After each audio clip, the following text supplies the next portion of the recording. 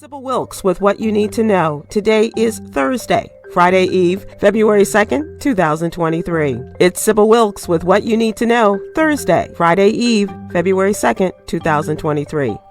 Groundhog Day. Get it? Number one, there is more talk than action in the Congress regarding the next step in police reform. The chair and ranking member of the Senate Judiciary Committee, Senator Dick Durbin and Senator Lindsey Graham, are said to be talking. What seems to be holding up a deal for some is the issue of qualified immunity for police. Senator Graham suggested that police departments be held accountable as opposed to individual police officers, and only in the cases of death or grievous bodily harm. But at the end of the day, the George Floyd Justice Bill is not being supported because it lacked the teeth to implement true reform in policing. Number two, President Biden said part of celebrating the legacy of Black Americans means acknowledging that America has never lived up to its promise that all people should be treated equally. The president said his administration has been working to address these long-standing disparities that hamper the progress of Black communities. He also added that he will continue pushing Congress to pass the John Lewis Voting Rights Advancement Act and the Freedom to Vote Act, expanding voting rights and limiting discrimination at the ballot box. Number three, the declaration of a COVID-19 public health emergency 3 years ago changed the lives of millions of Americans by offering increased health coverage, beefed up food assistance,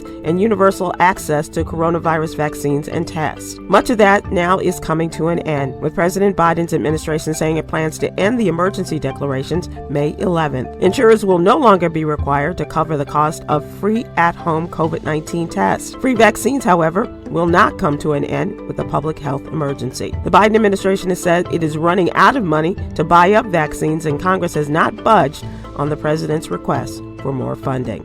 Number four, Rose Wakefield, a Black woman who stopped at a Beaverton, Oregon food store to get her gas pumped, was awarded $1 million in damages recently in a civil case after a gas attendant told her, "I don't serve Black people." Saying that she suffered from feelings of humiliation and anger, the gas station tried to settle for $12,000 before the trial. The jury found that Ms. Wakefield had been racially discriminated against, and the circuit court awarded her $450,000 for discrimination and ordered the defendants to pay $330,000 and $220,000 in damages, respectively. Number five, Tuesday, a coalition of mental and behavioral health advocates shared their insights with lawmakers at the 32nd Annual Mental Health Day at Georgia's state capitol. The goal is to raise awareness about mental health and to advocate for policies that improve the lives of people living with mental illness. If you or a loved one are having emotional distress or thoughts of suicide, please call the 3-digit number 988 to connect with a Lifeline specialist